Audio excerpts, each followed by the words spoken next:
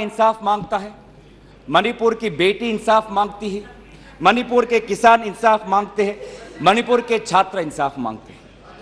और Martin Luther king ने कहा है कि अगर कहीं भी नाइंसाफी हो तो वो हर जगह के लिए इंसाफ का खतरा बन सकता है। Injustice anywhere is a threat to justice everywhere. तो ये जो घटनाएं मणिपुर में हो रही है, इसको ये हम ना समझे कि उत्तर पूर्वांचल के किसी कोने में हो रहा है, ये भारत में हो रहा है सर। अगर मणिपुर जल रहा है तो भारत जल रहा है। अगर मणिपुर में आग लगी है तो भारत में आग लगी है। अगर मणिपुर विभाजित हुआ है तो भारत विभाजित हुआ है। तो आज हम सिर्फ मणिपुर की बात नहीं कर रहे, हम भारत की बात कर रहे हैं। सर, हमारी मांग स्पष्ट थी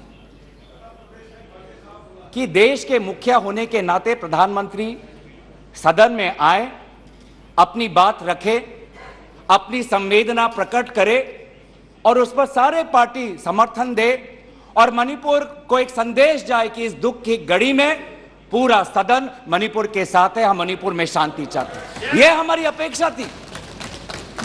अपेक्षा थी, लेकिन अफसोस की बात है कि ऐसा नहीं हुआ। प्रधानमंत्री महोदय ने एक मौन व्रत लिया कि सदन में ना लोकसभा में कुछ बोलेंगे ना राज्यसभा में कुछ बोलेंगे, और इसीलिए अध्यक्ष महोदय ये नौबत आनी पड़ी कि हम अविश्वास प्रस्ताव के द्वारा प्रधानमंत्री मोदी जी का मौन व्रत हम तोड़ना चाहते हैं। सर, साफ साफ 3 सवाल है प्रधानमंत्री महोदय से।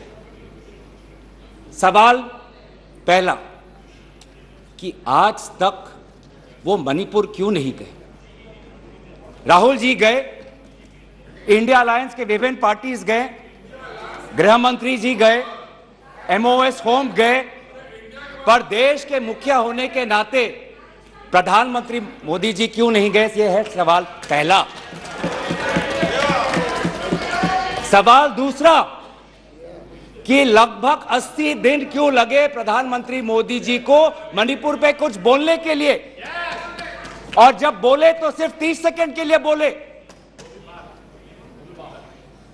और उसके पश्चात आज तक भी प्रधानमंत्री मोदी जी की तरफ से ना कोई संवेदना का शब्द, ना कोई शांति की याचना। मंत्री मंडल बोल रहे हैं कि हम बोलेंगे। आप बोलें, आपको किसी ने नहीं रोका, लेकिन प्रधानमंत्री मोदी जी एक प्रधानमंत्री होने के नाते उनके शब्दों में जो महत्व है वो किसी मंत्री के शब्दों में नहीं है। माफ कीजिएगा, प्रधानमंत्री मोदी जी अगर प्रधानमंत्री होने के नाते एक शांति की पहल करें, उस कदम में जो ताकत है वो किसी मंत्री या किसी सांसद में वो ताकत नहीं है, एक प्रधानमंत्री होने के नाते। सवाल हमारा तीसरा कि प्रधानमंत्री जी ने आज तक मणिपुर के मुख्यमंत्री को बर्खास्त क्यों नहीं किया? आपने गुजरात में जब निर्वाचन आए, गुजरात में जब आपको अपनी राजनीति करनी थी तो गुजरात में मुख्यमंत्री बदल दिए, एक बार नहीं 2 बार। उत्तराखंड में निर्वाचन आ रहे थे तो उत्तराखंड में 1 बार, 2 बार, 3 बार, 4 बार शायद आपने मुख्यमंत्री बदल किए। त्रिपुरा में निर्वाचन आए तो त्रिपुरा में भी आपने निर्वाचन आपने से पहले अब मुख्यमंत्री को बदला। मणिपुर के मुख्यमंत्री में ऐसा क्या आपने विशेष, आपका आशीर्वाद आप दे रहे हैं, जिन्होंने खुद कबूल किया है कि आज मेरे कारण एक इंटेलिजेंस फेलियर हुआ है? ये 3 सवाल हैं सर, और शायद इन 3 सवालों का 3 उत्तर भी है। प्रधानमंत्री मोदी जी मणिपुर पर क्यों मौन हैं? शायद उस प्रश्न का उत्तर भी 3 है। पहला उत्तर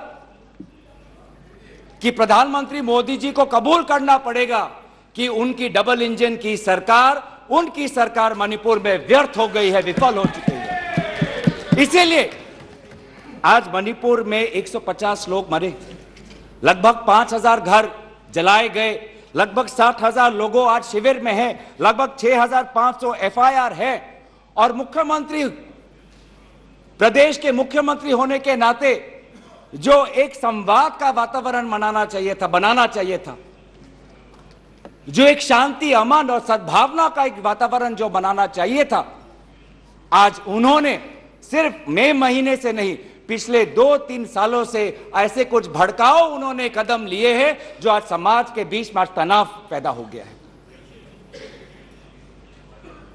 आज हम